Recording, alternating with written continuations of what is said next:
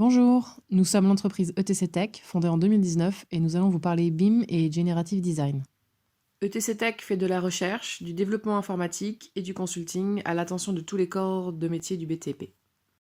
Notre recherche se focalise sur les phases initiales de conception, l'étude de diagrammes formels et fonctionnels pour les dessinateurs, soit pour la maîtrise d'ouvrage avant le lancement d'un concours, soit pour un architecte lors d'un concours. Les objectifs sont de trouver la méthode de création idéale pour améliorer l'interface entre le dessinateur et les outils numériques et d'optimiser ces résultats pour gagner du temps de façon considérable. De cette recherche découle le développement d'outils informatiques qui mettent en lien le BIM et le dessin génératif, et en résulte aussi une activité de consulting pour soutenir les utilisateurs de ces outils et de la méthodologie. La méthodologie est la suivante. On applique le concept ETC, expression test cycle, et on attribue les phases de test et cycle à l'ordinateur pour que le dessinateur se consacre à la partie expression. On utilise au maximum la capacité de l'ordinateur à résoudre des problèmes. Pour appliquer la méthode ETC, on a analysé les 3 interfaces disponibles par rapport à leur capacité d'offrir à leurs utilisateurs une interface simple d'esquisse pour construire des diagrammes formels et organigrammes fonctionnels lors de la phase expression, la gestion de données des entités dessinées, et pour le test et le cycle, la capacité de l'outil à comprendre l'esquisse et à générer des variantes, à les évaluer, et de produire des cycles d'évaluation jusqu'à l'optimisation des esquisses.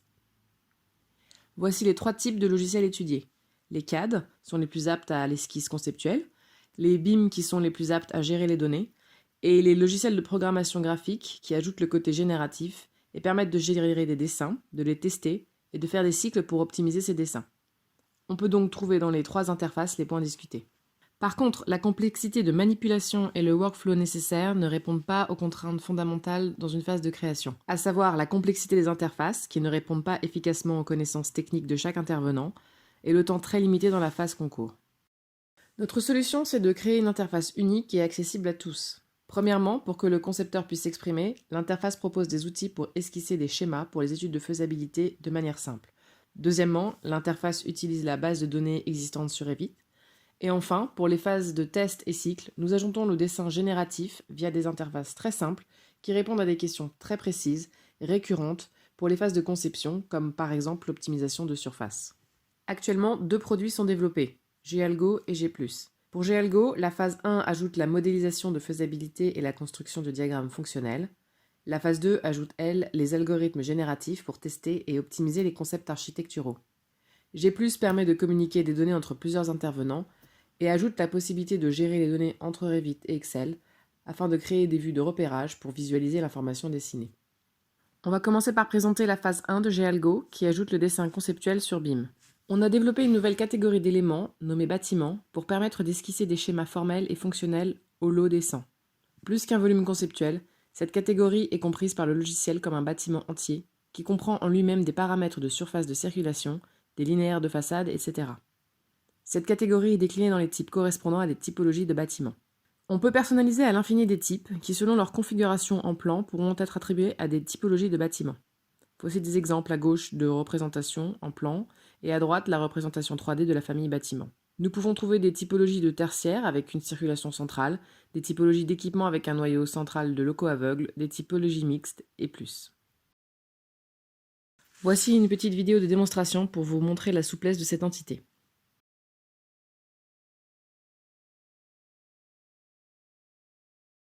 On a la possibilité de visualiser à gauche un plan et à droite en 3D, ainsi que la possibilité de contrôler le respect des règles du PLU représentées en rouge.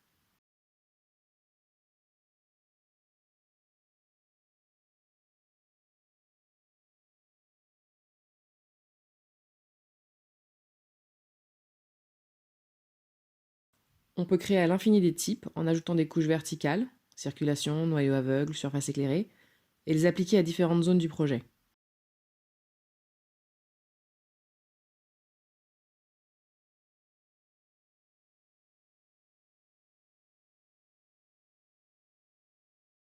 On peut aussi créer des organigrammes fonctionnels sans dessiner en détail les cloisons, les sols et tous les aimants nécessaires pour avoir le contrôle de l'information générée.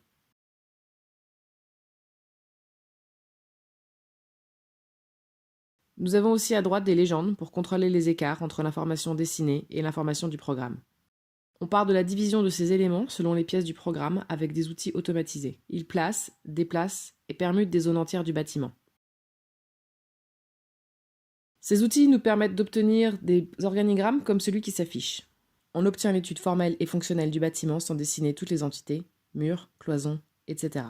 On a tout notre bâtiment représenté de forme schématique holo-100, mais qui comprend en soi toute l'information nécessaire à partager en phase initiale avec les BET et les économistes. On passe à présent à la phase 2. Cette phase ajoute le dessin génératif au BIM avec une interface très simple. Cette interface permet à l'utilisateur d'optimiser son concept par rapport à un paramètre qu'il détermine. Par exemple, sur l'image qui s'affiche, l'utilisateur paramétrise son objet avec des codes comme dans toutes les familles Revit. Voici la démonstration.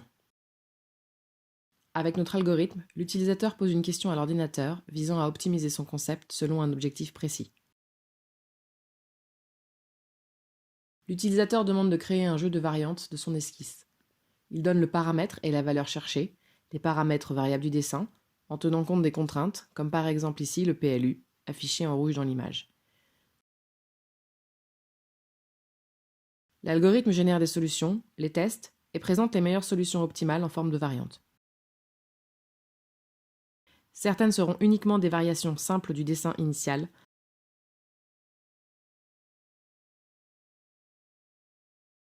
mais d'autres sont capables de surprendre l'utilisateur. Par exemple ici, l'angle est inversé. C'est là l'objectif du dessin génératif, surprendre l'utilisateur, donner des solutions inattendues et inspirer le créateur. G+ est déjà disponible sur l'App Store d'Autodesk et il s'intègre dans Revit sans créer d'interface supplémentaire. Il permet de gérer les données et de les partager avec tous les interlocuteurs en passant par Excel. On peut lier une nomenclature à une feuille Excel et exporter des données de Revit vers Excel. À l'import, G+ permet l'ajout de paramètres partagés en ajoutant des colonnes en Excel, mais aussi d'ajouter et supprimer des éléments comme des pièces, surfaces, espaces et feuilles, en ajoutant ou supprimant des lignes sur Excel. Il y a aussi la possibilité de créer des carnets de repérage des données. On duplique des jeux de vue selon les thèmes des variantes de projet, de repérage d'objets, de phasage. On crée des schémas de couleurs pour toutes les autres catégories de modèles comme les murs, le plafond, le sol, etc., similaires à l'existant pour les pièces. Comme déjà précisé, G+ est disponible pour test et achat sur la plateforme Autodesk et sur notre site internet. GAlgo phase 1 sera disponible le 1er février 2020. Et pour toute question, vous pouvez bien sûr venir nous voir ou nous contacter par mail, LinkedIn, téléphone.